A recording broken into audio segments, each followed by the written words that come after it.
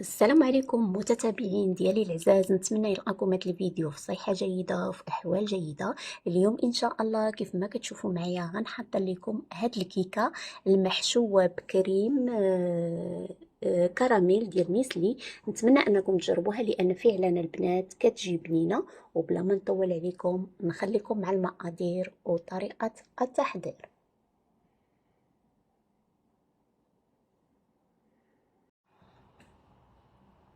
بسم الله، نبداو على بركة الله. كناخذ واحد إناء، غادي ندير فيه كاس مع مرش ديال السكر،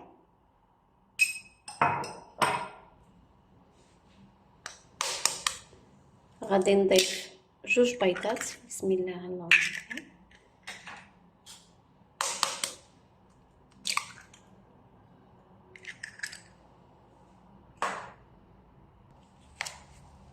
غادي ندير ساشي ديال الفاني، غادي نخلط هاد البيض والسكر والفاني مزيان ومن بعد نرجع لكم. غادي نضيف نصف كأس ديال الزيت، كاس ديال الحليب،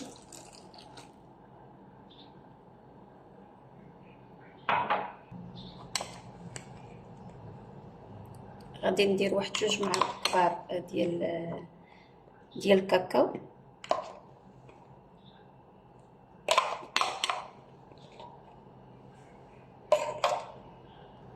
صافي غنعاودو نخلطو هاد العناصر مزيان ومن بعد نرجع لكم.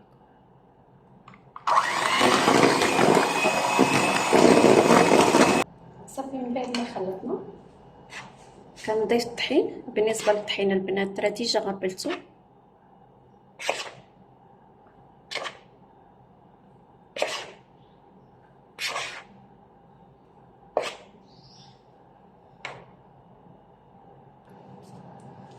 غادي نضيف 2 خمارات من فئة 7 غرام اولا 8 غرام،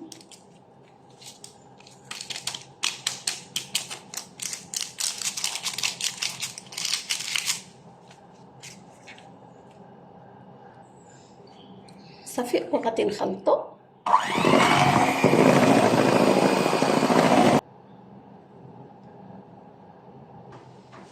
انا غنوريكم البنات هكا كتجي.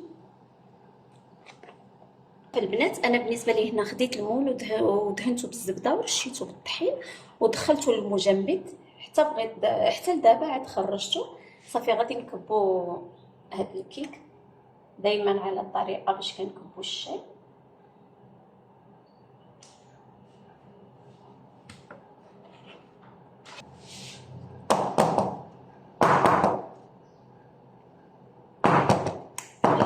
صافي البنات كندخلو الفرن بارد، يعني ما غنشعلو حتى ندير فيه الكيكه على درجه 150 درجه او 180 درجه، وغنشعلو غير من تحت حتى طيب ومن بعد نرجع لكم.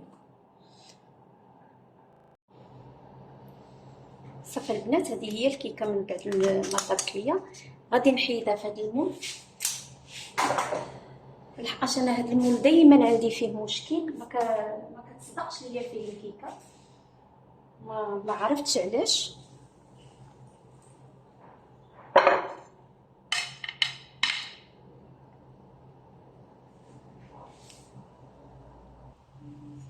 بالنسبه للبنات انا غادي ندير هذا الكادر هذا، لان الاخر الا درتو بحال قلتي الكيكه جات شويه من الطايره ديالها جات صغيره، ملي غادي نكبو الكريمه غتمشي لينا الكريمه للجناب، عليها غادي نستعمل هذا سميتو.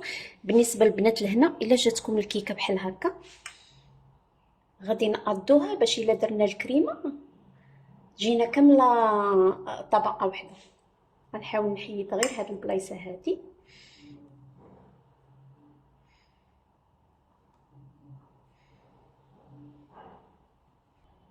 صافي البنات انا صافي عدلتها، يعني حيدت داكشي اللي غيتحيد من الفوق. كون كانت البنات شي وحده اخرى كون مشات سيبات هاد الكيكه هادي ومشات تعود شي وحده اخرى. انا كندير معكم اي حاجه خرجات لي كنخليها كيف ما هي، حيت انا عارفه داك المول عندي فيه دائما هذا سميتو ديال الكيك عندي فيه دائما مشكل، ما دائما كتصدق لي الكيكه بحال هكا.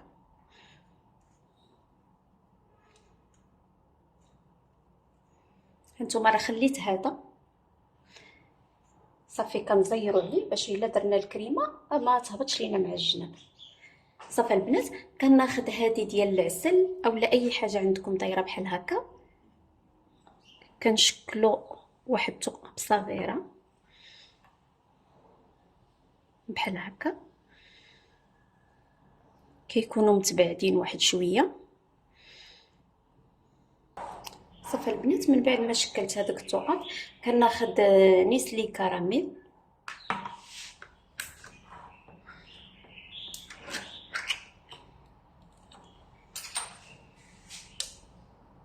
صافي، وغادي نبدا نعمر هاد الثقب اللي عندي.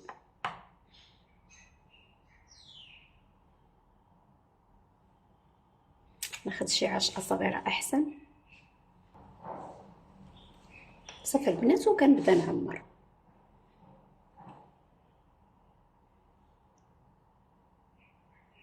بالنسبه لهاد نيسلي كراميل شويه كيكون مجمد، لحقاش اصلا كان عندي في الثلاجه.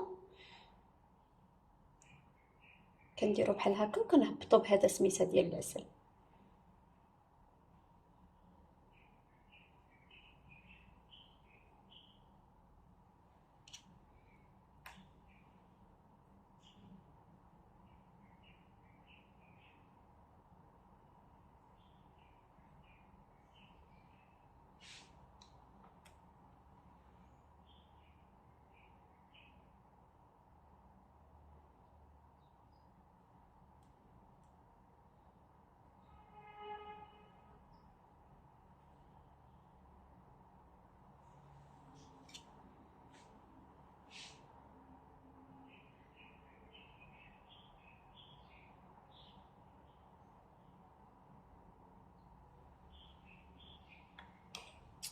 صافي البنات، هو بصراحه فيه شويه ديال التماره لان هاد النيسلي مجمد شويه.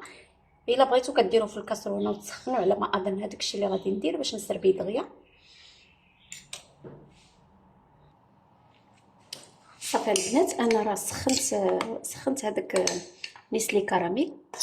من الاحسن البنات تسخنوا الا كان عندكم مجمد بحال هكا. صافي غنبدا نعمر هاد الثقب على هاد الشكل هذا.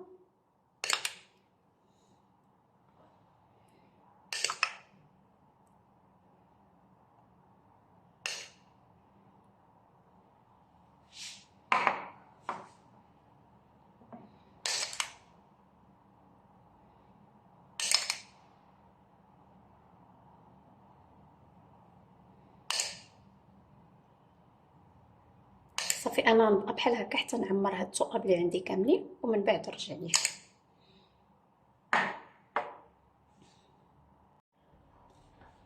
صافي البنات، من بعد ما عمرت هذاك الثقب كاملين، هذاك النسلي اللي بقالي دهنت به الكيكه من الفوق. صافي غادي ندخلها للثلاجه ونمشيو نعدلو الكريمه. كناخذوا كاسرونه، غادي ندير فيها واحد 3 معالق ديال السكر.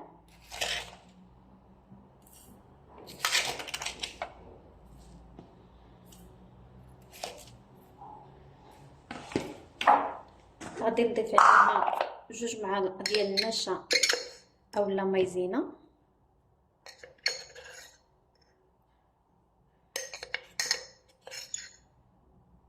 راه درت البنات غير 2 معالق لحقاش ما كنعمرهمش.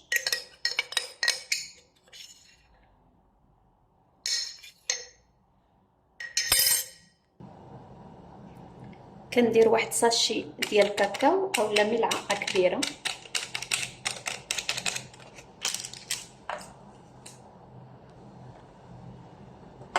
غادي نضيفو الحليب، غادي ندير واحد شويه.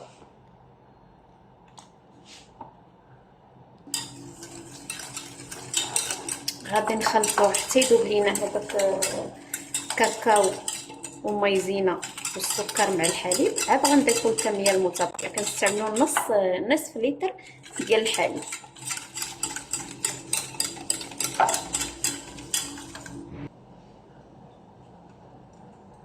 غنضيفو الحليب صافي، وغادي نخلط وغندير هاد العناصر على النار مع التحراك حتى تعقد ليا الكريمه. صافي البنات، ها هي الكريمه بدات كتقاد. كنخفوا يدينا في التخلط.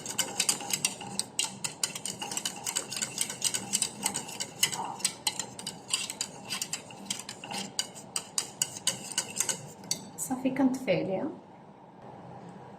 صافي البنات كنحيدوها من على النار مباشره، كنضيفوا ليها ملعقه كبيره ديال الزبده، وكنديروا 50 غرام ديال الشوكولاط. صافي كنخلطوا هاد الزبده والشوكولاط باش تذوب لينا مع هاد الكريمه.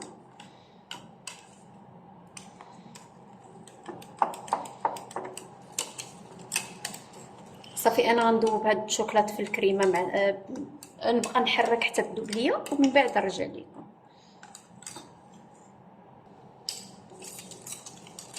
صافي البنات ذبت لينا هذاك الشوكولاط مع الكريمه.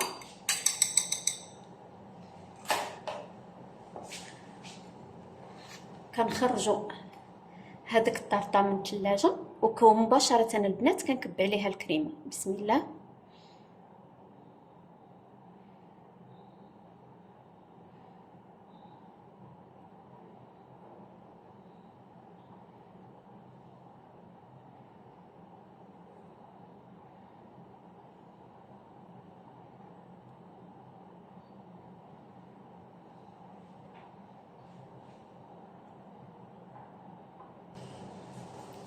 صافي البنات من بعد ما درنا الكريمه غادي ندخلها للثلاجه للمره الثانيه، ومن بعد نرجع لكم باش تشوفوا الشكل النهائي ديالها.